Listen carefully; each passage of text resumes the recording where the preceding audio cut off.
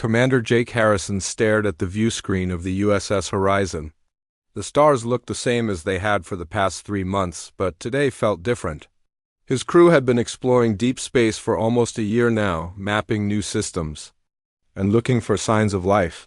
So far they had found nothing but empty planets and dead rocks floating in the void.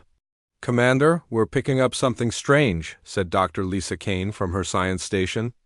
She was a small woman with sharp eyes who rarely got excited about anything. But now her voice carried a hint of worry. Jake turned toward her. "What kind of strange?" "There's a massive object near the 4th planet. It's not moving, and it's giving off some kind of energy signature I've never seen before." Jake felt his heart beat faster. After months of finding nothing, this could be what they were looking for. "Put it on screen." The view changed to show a huge ship drifting in space. It was at least 3 times the size of the USS Horizon, with strange curves and spikes that looked nothing like human design. Parts of it were dark, and Jake could see what looked like damage along its hull. "My God," whispered Ryan Burke, the security chief.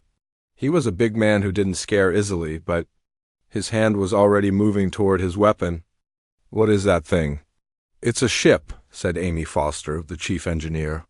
She was young but brilliant, and she was studying the readings on her screen. "But the design is completely alien. And, Commander, it looks like it's in bad shape. Power levels are almost 0. Jake made a decision that would change everything. "Take us closer, but keep our shields up and weapons ready." Dr. Kane stood up from her station. "Sir, I don't think that's wise. We don't know what we're dealing with here." "That's exactly why we need to look," Jake said. "This could be our first contact with an alien species. We can't just run away." As they got closer, the alien ship looked even more damaged. Huge holes were torn in its side, and debris floated around it like a cloud of metal and glass. Whatever had happened here, it had been violent.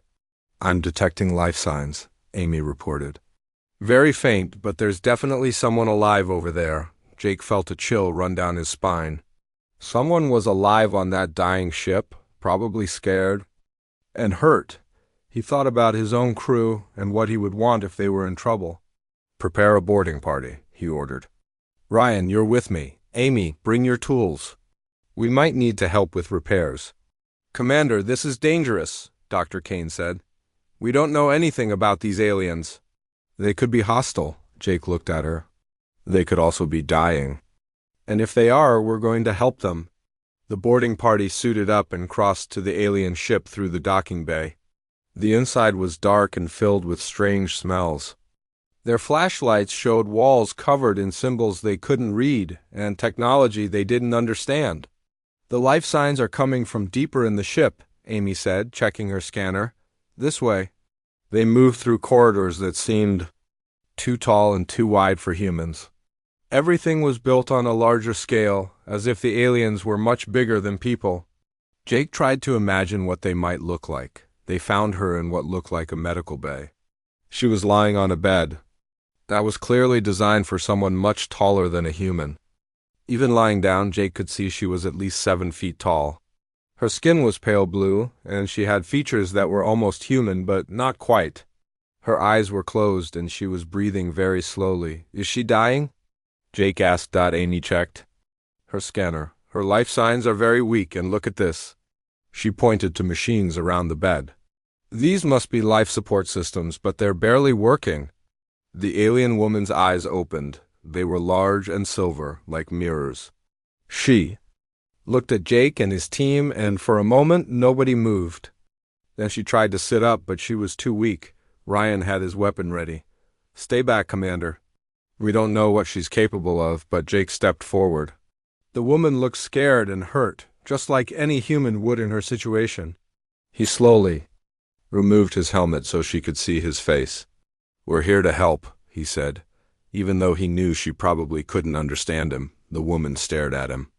She said something in a language that sounded like music mixed with wind. Her voice was weak but beautiful. "I don't understand," Jake said, "but you're hurt. Let us help you." He reached into his pack and pulled out a water bottle. The woman's eyes followed his movements.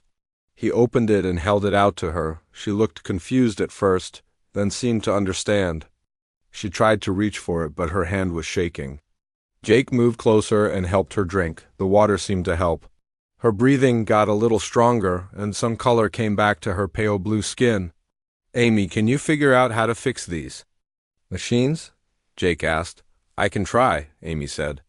"But Commander, this technology is completely different from ours." "It might take time?" "Then we'll take time," Jake said. He looked at the alien woman. "We're not leaving her to die." Dr. Kane spoke through the radio from the USS Horizon. "Commander, I'm detecting other ships approaching. They don't look friendly."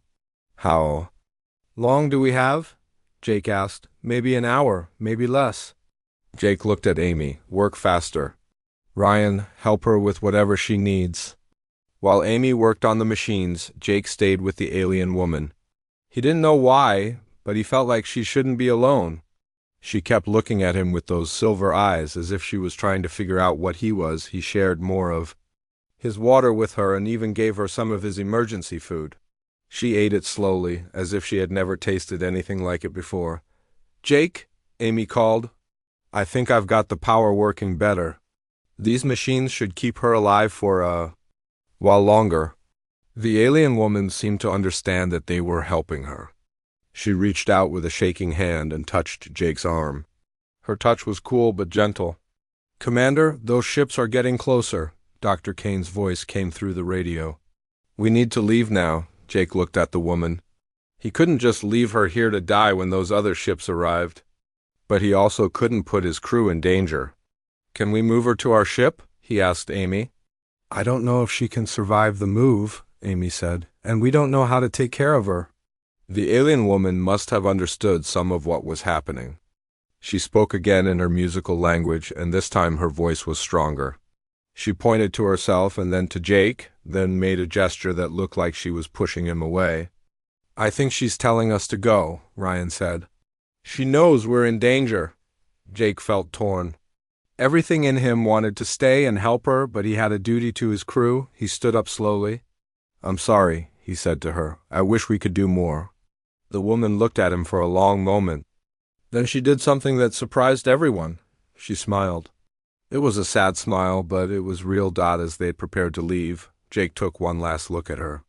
She was still watching him, and he could see something in her silver eyes that he hadn't seen before. It looked like hope. "We'll come back if we can," he promised. Even though he knew she couldn't understand him, the boarding party returned to the USS Horizon just as the other ships arrived. They were sleek and dangerous looking, nothing like the damaged ship they had just left.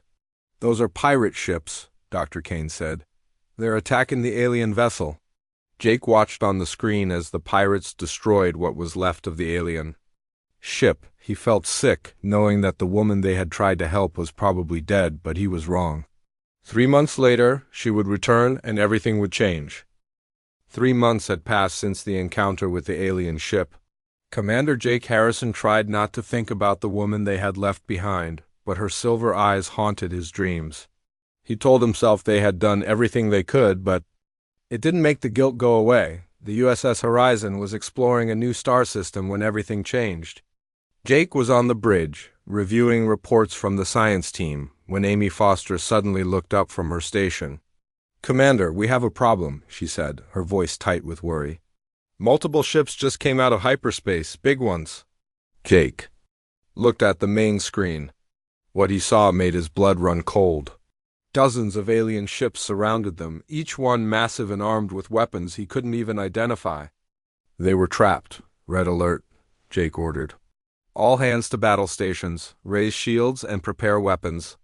The crew moved quickly, but everyone knew they were outgunned. Even if they fought their best, they couldn't win against so many ships. "Sir, we're being hailed," said Peter Grant, the communications officer. He was a calm man who rarely showed emotion, but now his hands were shaking. "On screen," Jake said. The face that appeared on the screen was one Jake would never forget. It was the alien woman from the dying ship, but she looked completely different now. Her pale blue skin was healthy and glowing. Her silver eyes were bright and alert. She wore what looked like a crown made of some kind of crystal, and rich clothing that marked her as someone important. "Commander Harrison," she said, and her voice was clear and strong.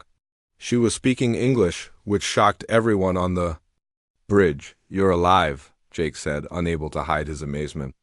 "Yes, thanks to your kindness," she replied. "I am Queen Lyra Vextara of the Zephyrian Empire, and I have come to repay the debt I owe you." Dr. Kane moved closer to Jake. "Sir, this could be a trap. We don't know her intentions." But Jake was looking at the Queen's face. He could see the same person he had helped 3 months ago, the frightened and hurt woman who had smiled at him even when she thought she was going to die. "What happened to you?"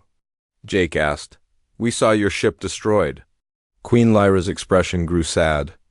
"The pirates damaged my ship badly, but they did not destroy it completely. My people found me just in time. The water you gave me, the food you shared, it kept me alive long enough for rescue to come." "Your people?" Jake asked. "The Zephyrian Empire spans dozens of star systems," the Queen explained. "We are an old race, Commander. We have ruled our part of the galaxy for thousands of years. But we are not used to kindness from strangers." Ryan Burke stepped forward. "What do you want?" "From us?" Queen Lyra looked at him, then back at Jake. "I want to give you gifts, to show my thanks for what you did." "That's not necessary," Jake said. "We were just doing what anyone would do." The Queen smiled, and Jake remembered that same smile from their first meeting. "No, Commander. What you did was special. In all my years, in all the history of my people, I have never seen such kindness given freely to a stranger." "Commander," Dr. Kane whispered, "we need to be careful. Advanced alien technology could be dangerous." Jake nodded, but kept his eyes on the Queen. "What kind of gifts are you talking about?" Queen Lyra gestured, and the screen split. On one side was her face, on the other were images of incredible technology. Jake saw shield generators that looked far more advanced than anything humans had built. He saw communication devices that could send messages across the galaxy instantly. He saw medical equipment that looked like it could heal any injury. "These are just a few things my people have developed," the Queen said. "We want to share them with you." Amy Foster was staring at the screen with wide eyes. "Commander, if even half of this technology works the way she says, it could change everything for humanity. Why are you doing this?" Jake asked. Queen Lyra was quiet for a moment. "Because you showed me something I had never seen before. In my culture we are taught that kindness is weakness, that rulers must be hard and cold to be strong. But when I was dying, you gave me water from your own supplies. You stayed with me when your own people were in danger. You risked your life for a stranger." "Anyone would have done the same," Jake said. "No," the Queen said firmly. "They would not. My own people would have left me to die if helping me put them at risk. But you are different. Humans are different." Peter Grant looked nervous. "Your Majesty, what would you want in return for these gifts?" The Queen looked surprised. "Return? Nothing?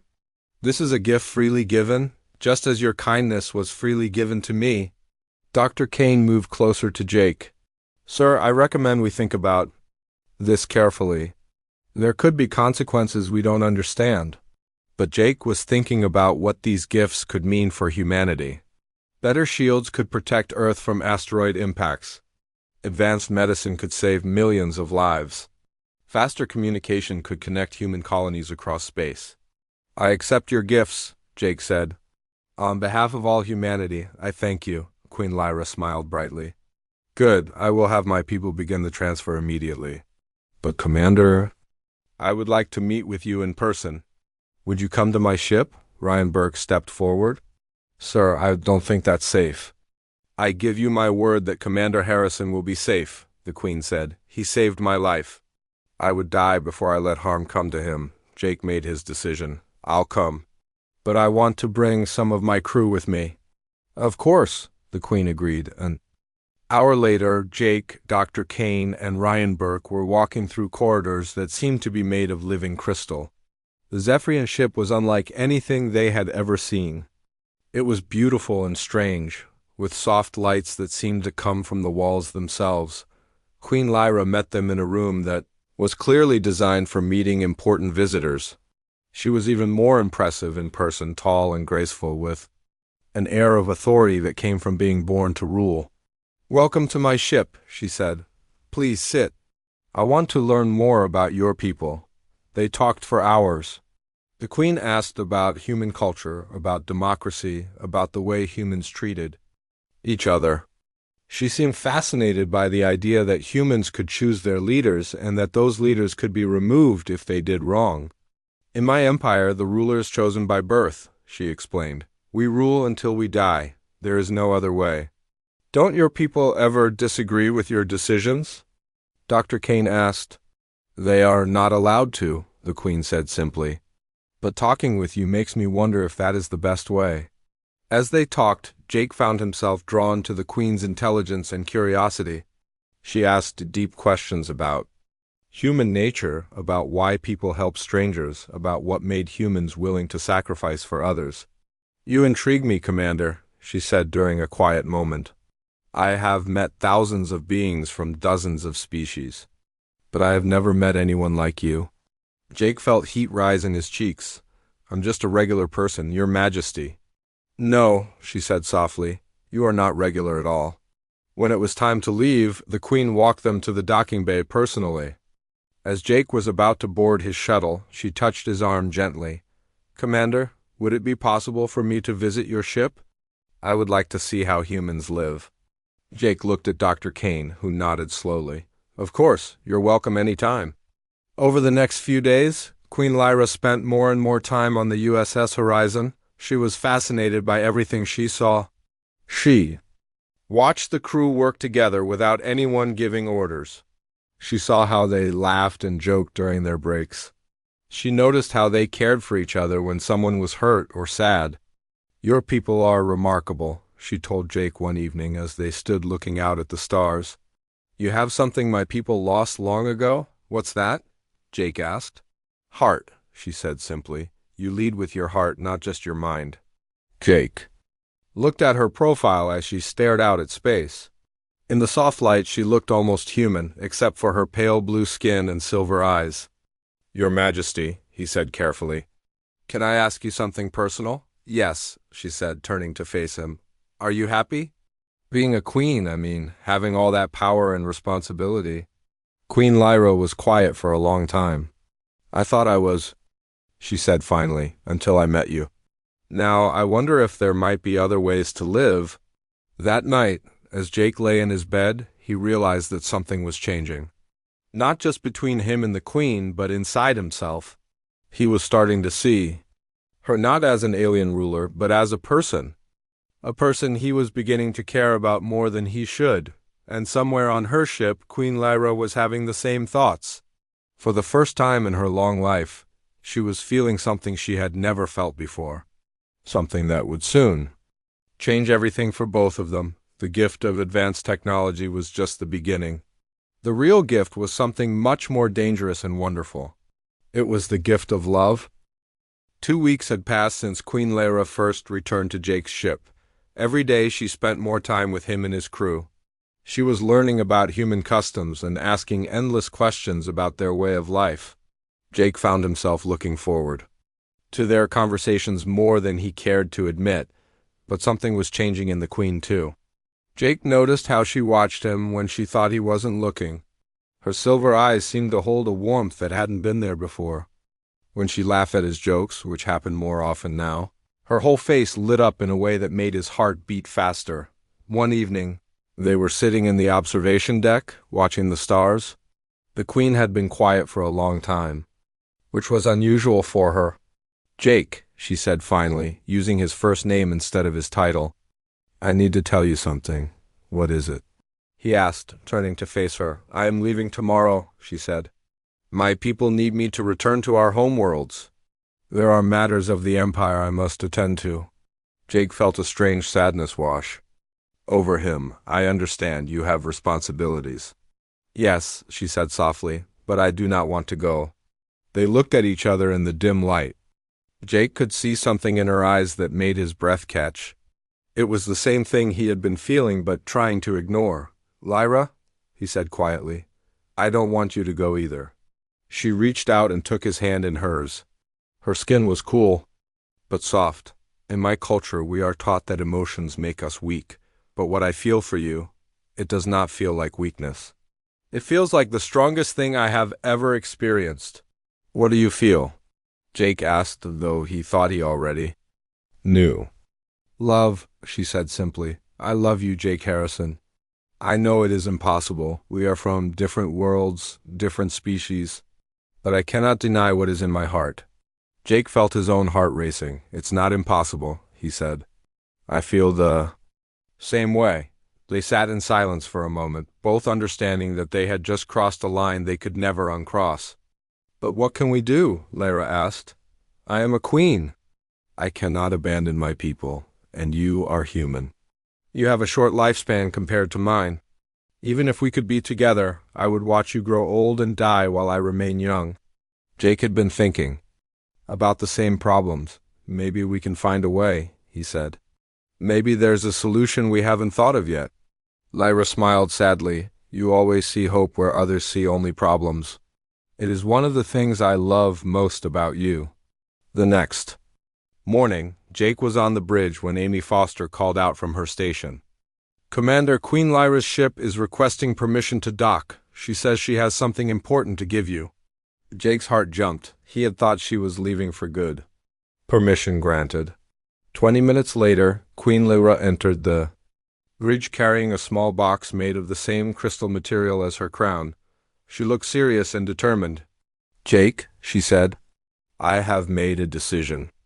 I want to give you something that has been in my family for 10,000 years. She opened the box. Inside was a crown that seemed to be made of living light.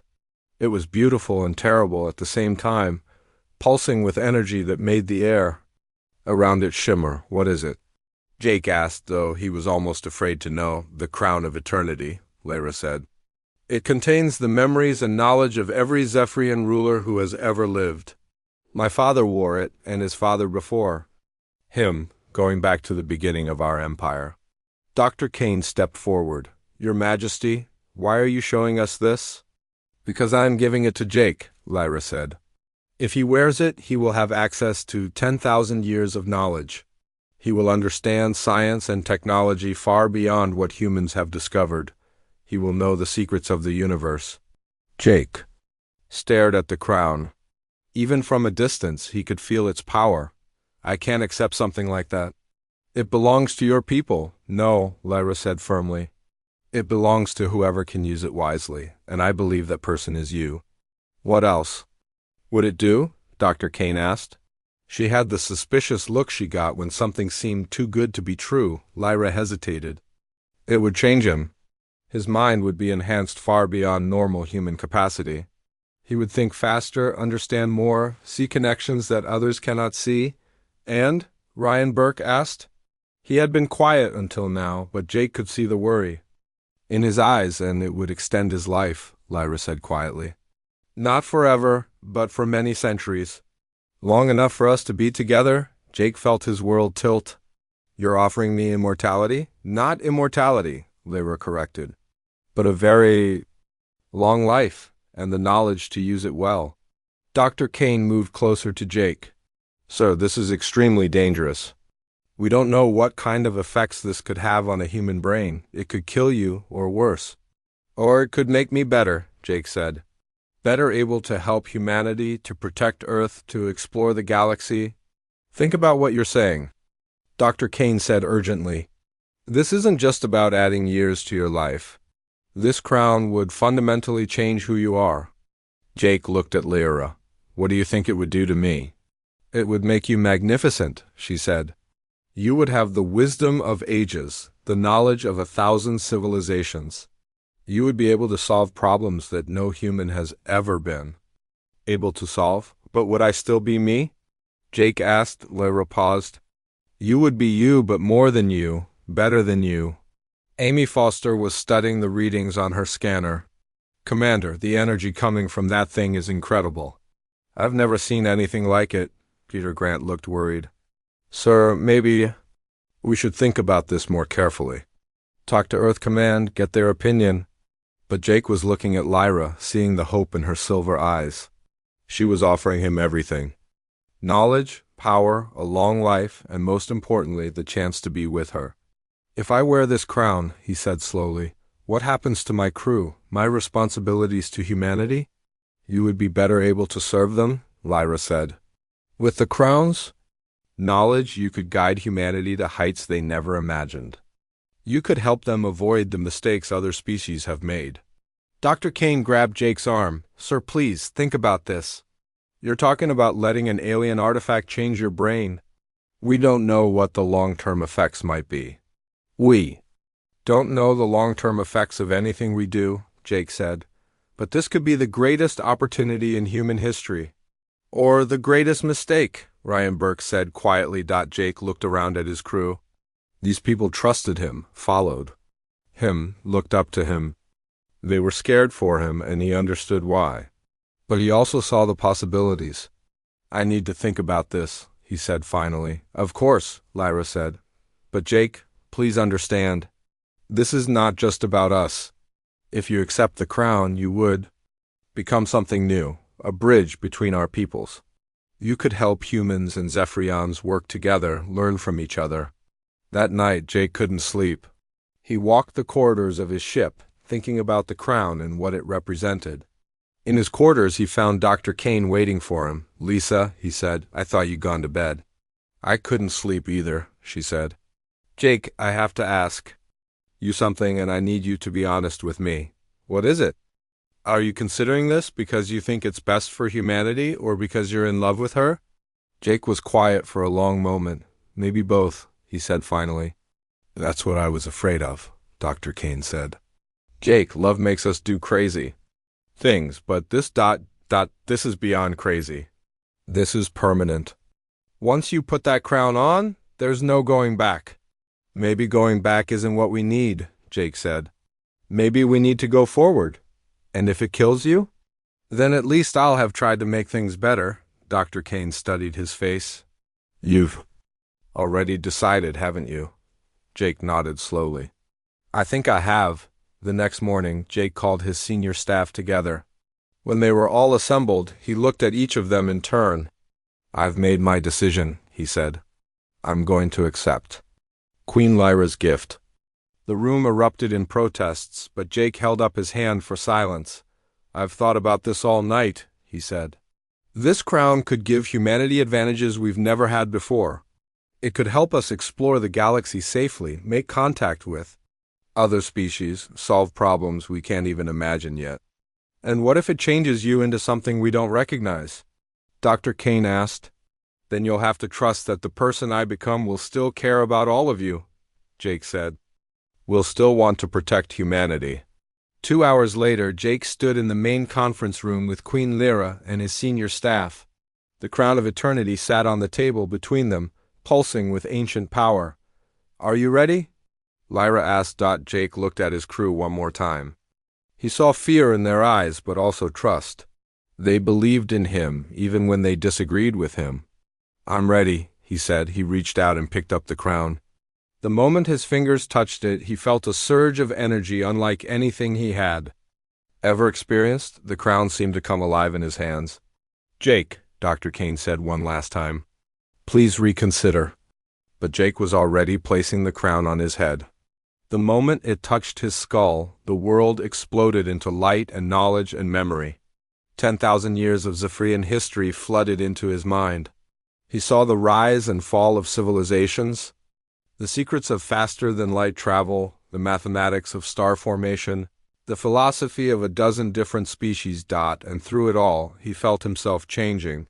His thoughts became faster, clearer, more complex. He could see connections between ideas that he had never noticed before. He felt power flowing. Jake opened his eyes and everything was different. The world around him seemed sharper, clearer, as if he had been looking through dirty glass his whole life and someone had finally cleaned it. He could see patterns in everything, connections between ideas that had never existed before. Jake? Dr. Kane's voice sounded strange to him now, slow and simple. Are you all right? He turned to look at her, and for a moment he didn't understand why she looked so worried. Then he remembered that she was just human, with a human brain that could only process basic thoughts. I am better than all right, he said, and his own voice sounded different to him.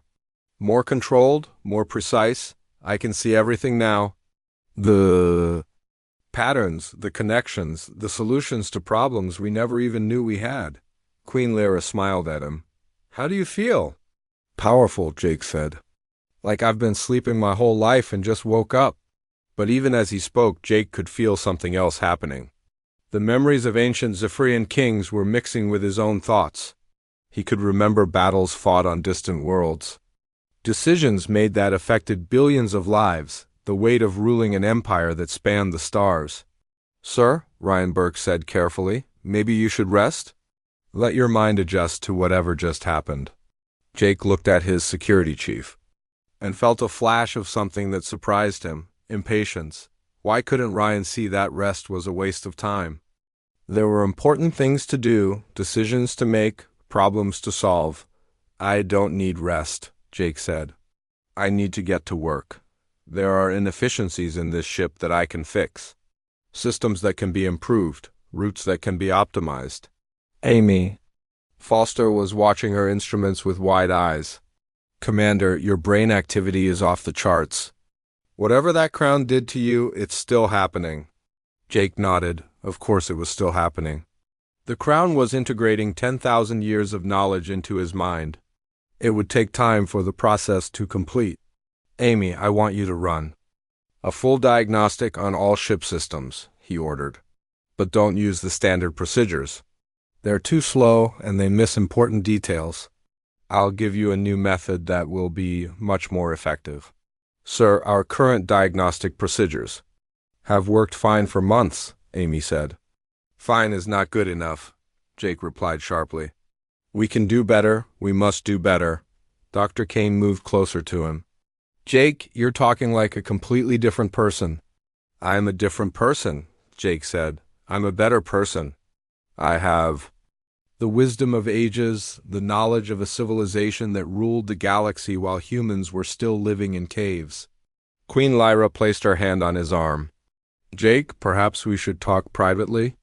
There are things about the crown that I should explain to you. What kind of things? Dr. Kane asked suspiciously. Nothing dangerous, Lyra said quickly. Just adjustments that happen when someone first receives the crown's gifts. They went to Jake's quarters, leaving his worried crew behind. Once they were alone, Lyra looked at him with concern. How are you really feeling? She asked. Like I can do anything, Jake said. Like I can solve any problem, defeat any enemy, protect humanity better than it has ever been protected before. And your crew? How do they seem to you now? Jake paused. Limited, he said honestly. They mean well, but they can't see the bigger picture. They're too focused on small details, too worried about minor risks. Lyra nodded sadly. That is what I was afraid of. Jake, the crown doesn't just give you knowledge. It changes how you think, how you see other people. Is that bad? Jake asked. It can be, Lyra said. My father wore the crown before me. In his later years, he became distant from our people. He made decisions that were logical but cold. He forgot what it was like to be ordinary. But I won't forget, Jake said. I'll always remember my humanity. Lyra looked at him with sad silver eyes. That's what he said too. Over the next few days, Jake's behavior became more and more concerning to his crew. He started giving orders that made perfect logical sense but felt wrong somehow. He reorganized the work schedules to be more efficient but removed all the break times that let the crew socialize. He optimized the food distribution system, but took away the communal meals that brought everyone together. Sir, Peter Grant said during a morning briefing, the crew is asking questions about these changes.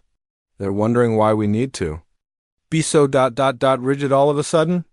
Because rigid systems are more effective, Jake replied. Emotional considerations just introduce unnecessary variables. Dr. Kane stared at him. Emotional considerations? Jake, you're talking about people's need to connect with each other. That's not a variable to be eliminated, isn't it? Jake asked. When we were exploring the Kepler system, we wasted 17 hours because the crew wanted to celebrate someone's birthday. If we had been more focused on our mission, we could have discovered 3 additional planets in that time. But the crew's morale improved because of that celebration, Amy Foster pointed out. Happy people work better. Happy people also work slower, Jake said. And in space, every delay could mean the difference between life and death. The conversation was interrupted by an alarm. Amy rushed to her station and her face went pale. Commander, we're receiving a distress signal. 2 ships are fighting about 50 million kilometers from here. One of them is asking for help. Jake studied the information on his screen. The data showed 2 alien species locked in combat. One ship was much larger than the other, and it was clearly winning. Plot and intercept course, Jake ordered. Maximum speed, sir, Ryan Burke said. We don't know what this fight is about. Maybe we should try to contact both ships first, find out what's happening. The smaller ship is losing, Jake said. That's all we need to know. But when they arrived? At the battle site, Jake's response shocked everyone. Instead of trying to negotiate or separate the fighting ships, he opened fire on both of them. Commander, what are you doing? Dr. Kane shouted. Solving the problem, Jake said calmly. Both ships are now disabled. The fighting has stopped. No one died. But we just attacked 2 ships without even trying to talk to them first, Amy said. Talking would have taken too long, Jake replied. And one or both ships might have been destroyed while we wasted time with diplomacy. He opened communications with both disabled ships. This is Commander Harrison of the human vessel USS Horizon. You will both return to your homeworlds and settle this dispute through peaceful negotiation. If you resume fighting, we will destroy both of your ships completely. The alien captains, shocked by the sudden attack, agreed immediately. See, Jake said to his crew. Problem solved in under 10 minutes. Much more efficient than hours of talking. Dr. Kane was staring at him with horror. Jake, you just threatened to commit murder if they didn't do what you said. I threatened to stop them from committing murder, Jake corrected. There's a difference, is there? She asked quietly. That night, Dr. Kane called a secret meeting with the senior staff. They gathered in Amy's workshop, away from the main computer systems where Jake might overhear them. We have a problem, she said. Jake isn't the same person anymore. That crown has changed him into something cold and calculating. He's not wrong about being more efficient, Amy said reluctantly. His new procedures have improved our system performance by 30%. But at what cost? The crew is scared of him now. They follow his orders because they have to, not because they want to. And what he did today with those ships, Peter Grant added. That wasn't negotiation or peacekeeping. That was intimidation, Dr. Kane nodded. I've been studying the medical scans we took when he put on the crown. His brain activity is completely different now. It's like his emotional centers have been suppressed while his logical processing has been enhanced. So what do we do? Amy asked. I don't know, Dr. Kane admitted. But I'm starting to think we might need to consider removing the crown. Can we do that? Ryan asked. I'm not sure, Dr. Kane said. And I'm not sure Jake would let us try. Meanwhile, in her own ship, Queen Lyra was having similar concerns. She watched Jake through her communications system and saw the changes happening to him. The warm, kind human she had fallen in love with was disappearing, replaced by someone who thought like an ancient Zephyrian emperor. She remembered her father's transformation after he had worn the crown for many years. He had become brilliant, but cold, making decisions that were logically perfect but emotionally devastating. He had ordered the relocation of entire populations to optimize resource distribution. He had eliminated cultural traditions that he deemed inefficient. He had ruled with perfect logic, and no heart. Jake was showing the same signs, but much faster than her father had. Perhaps human minds were more vulnerable to the crown's influence. Or perhaps Jake's naturally compassionate nature was fighting against the crown's cold logic, causing the transformation to accelerate. 3 days later, the situation reached a crisis point. Jake announced that he was going to change course for Earth. Why? Dr. Kane asked. Because humanity needs better leadership, Jake said. The current Earth government is inefficient and corrupt. I can fix that. Fix it how? She asked, though. She was afraid of the answer. By taking control, Jake said simply. With the Crown's knowledge, I can reorganize human society to be more productive, more peaceful, more successful. The crew stared at him in silence. Finally, Ryan Burke found his voice. Jake stood on the bridge of the USS Horizon, watching Earth grow larger on the main screen. In just 6 hours, they would reach humanity's homeworld. He had spent the entire journey planning how to improve Earth's government, how to eliminate the inefficiencies that held humanity back from its true potential. Sir, Amy Foster said nervously, Earth Command is asking us to explain our change in course. They wanted to know why we're returning early. Tell them we're bringing important information about humanity's future, Jake replied, which is true. Doctor. Kane moved closer to him. Jake, please reconsider what you're planning. This isn't you talking, it's the Crown. Jake looked at her with cold eyes. The Crown has made me better, more capable of helping humanity than I ever was before.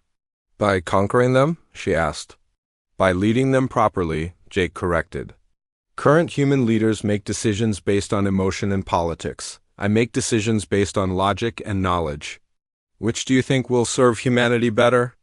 Before Dr. Kane could answer, Ryan Burke stepped forward. Sir, I can't let you do this. Jake turned to face his security chief. You can't let me? Ryan, you seem to forget who gives the orders on this ship. Not anymore, Ryan said, and his hand moved to his weapon. I'm relieving you of command under Regulation 7 Alpha, mental incapacity of a commanding officer. Jake smiled, but it wasn't a warm smile. You think your human reflexes are fast enough to stop me? The Crown has enhanced more than just my mind. Before Ryan could draw his weapon, Jake moved faster than any human should be able to move. In seconds, Ryan was on the ground, unconscious but breathing. Anyone else want to challenge my authority? Jake asked, looking around the bridge. The crew stared at him in fear. This wasn't their Jake anymore. This was something else, something dangerous. Stand down, all of you, Dr. Kane said to the crew. Jake, you've proven your point. You're stronger and faster than us. But that doesn't make you right. It makes me effective, Jake replied. And effectiveness is what humanity needs. At that moment, Queen Lyra's voice came over the communication system. Jake, please respond. We need to talk. Jake opened the channel. Lyra, are you ready to see me transform Earth into something better? Jake, her voice was sad and worried. I'm begging you to stop. This isn't what I wanted when I gave you the crown. What you wanted was for us to be together, Jake said. Well, now we can be. I'll rule Earth, you'll rule your empire, and together we can bring order to the galaxy. That's not love, Lyra said quietly. That's conquest. The Jake I fell in love with would never force his will on others. The Jake you fell in love with was weak, Jake replied. Limited by human sentiment and emotion, I am better now. No, Lyra said firmly, you are lost. Jake cut the communication and turned back to his crew. Continue course for Earth, full speed. But Dr. Kane wasn't giving up. She activated the ship's internal communication system and spoke to the entire crew. This is Dr. Kane. All personnel, listen carefully. The man on the bridge is not Commander Harrison anymore. The alien Crown has changed his mind, made him dangerous. We cannot let him reach Earth with these plans. Throughout the ship, the crew began to move. They loved their real commander, the man who had always put their safety and well-being first. They wouldn't let some alien artifact destroy him or use him to hurt humanity. Lisa, what are you doing? Jake asked, but his voice was different now. For just a moment, she heard a trace of the old Jake underneath the cold logic. I'm trying to save you, she said. And I'm trying to save Earth from what you've become. The bridge doors opened and crew members began filing in. They didn't have weapons, but they had something more powerful. They had loyalty to their real commander, the man who was trapped somewhere inside Jake's transformed mind. Stand back, Jake warned them. I don't want to hurt you, but I will if necessary. You won't hurt us, said Amy Foster, stepping closer. Because somewhere inside that crown's influence, you're still Jake Harrison, and Jake would never hurt his crew. Jake Harrison was weak, Jake said, but his voice shook slightly. Jake Harrison saved an alien queen when he could have left her to die, Dr. Kane said. Jake Harrison shared his water and food with a stranger. Jake Harrison cared more about others than himself. Those were mistakes, Jake said, but he was backing away from them now. No, said a new voice. Queen Lyra had beamed aboard the ship and was standing in the doorway. Those were the most beautiful things I had ever seen. Jake stared at her. Lyra, you don't understand. With the crown's power, we can rule together. We can bring peace to the entire galaxy. I don't want to rule the galaxy, Lyra said, walking toward him. I want to love a man who showed me that kindness is not weakness, that compassion is not failure. That man was limited, Jake said, but his voice was getting weaker. That man was perfect, Lyra replied. And I destroyed him with my gift. She reached into her robes and pulled out a small device. This can remove the crown, Jake, but you have to choose. You can keep the power, keep the knowledge, keep the enhanced abilities. We can rule together like ancient kings and queens, or you can become human again. If I remove the crown, I'll lose you, Jake said. I'll be mortal again. I'll grow old and die while you stay young. Yes, Lyra said sadly, but you'll be yourself again. You'll be the man I fell in love with. Jake looked around at his crew. He saw the fear in their eyes, but also something else. Love. They were afraid of what he had become, but they still loved who he used to be. The crown has shown me so much, Jake said. I know how to solve humanity's problems, how to prevent wars, how to make Earth perfect. At what cost? Dr. Kane asked. Your humanity? Your soul? Jake closed his eyes, and for a moment he let himself remember who he used to be. He remembered sitting with a dying alien queen, sharing his water with her, staying with her when she was afraid. He remembered the warmth he had felt when she smiled at him. He remembered laughing with his crew, worrying about their safety, caring more about their happiness than efficiency. I can see everything now, he whispered. Past, present, future. I can see how to make the galaxy perfect. But can you see how to make people happy? Amy Foster asked. Jake opened his eyes and looked at her. Really looked at her, not as a subordinate or a resource to be managed, but as a person he cared about. Amy, he said, and his voice was different, warmer. I'm scared, I know, she said gently. We all are. Jake turned to Queen Lyra. If I remove the crown, what happens to us? I don't know, she said honestly. Maybe we find a way to be together. Sometimes. Maybe we become friends who care about each other across the stars. Maybe we just have the memory of what we felt. But you won't stop loving me if I become mortal again? Lyra smiled, and it was the same sad, beautiful smile she had given him when they first met. Jake, I will love the memory of who you were for the rest of my very long life. But I cannot love what the crown has made you become. Jake looked at the device in her hand. Such a small thing to hold such a big choice. Power and knowledge and centuries of life with the woman he loved. Oh, humanity and mortality and the chance to remain himself. Do it, he said quietly. Are you? Sure, Lyra asked. Do it before I change my mind, Jake said. Before the crown convinces me that power is more important than being human. Lyra activated the device. The crown of eternity began to glow, then slowly lifted from Jake's head. As it rose, Jake screamed. 10,000 years of memories were being torn from his mind. The knowledge of civilizations, the wisdom of ages, the enhanced abilities, all of it was being stripped away. When it was over, Jake collapsed to his knees. He was just human again, mortal, limited, vulnerable. But he was himself. Dr. Kane knelt beside him. Jake, are you all right? He looked up at her and she saw tears in his eyes. Lisa, I almost became a monster. But you didn't, she said. You chose to be human instead. Jake stood up slowly and looked at Queen Lyra. The crown was floating in a containment field now. Its power contained. I'm sorry, he said to her. I'm sorry I won't live long enough to really be with you. Don't be sorry, she said. Be proud. You gave up immortality to remain true to yourself. That is the most courageous thing I have ever seen. They stood looking at each other, both knowing that this was goodbye. Not forever, maybe, but for a very long time. Will you be all right? Jake asked. Ruling your empire without the crown. I think so, Lyra said. You taught me that the best leaders are those who serve others, not those who rule them. I'm going to try to be that kind of queen. And I'm going to try to be the kind of commander my crew deserves, Jake said. Human, flawed, but caring. 3 months later, the USS Horizon received a message from the Zephyrian Empire. Queen Lyra had established a council to help her rule, limiting her own power and giving her people a voice in government. She had also set up peaceful trade agreements with a dozen other species. The message ended with a personal note for Jake. Thank you for showing me that the greatest strength is knowing when not to use your power. I will never forget the gift of your kindness. Jake sent back a simple reply. Thank you for helping me remember what it means to be human. The USS Horizon continued its mission of exploration with a crew that trusted their commander completely. And somewhere across the galaxy, a queen ruled with wisdom and compassion, forever changed by a human who chose love over power.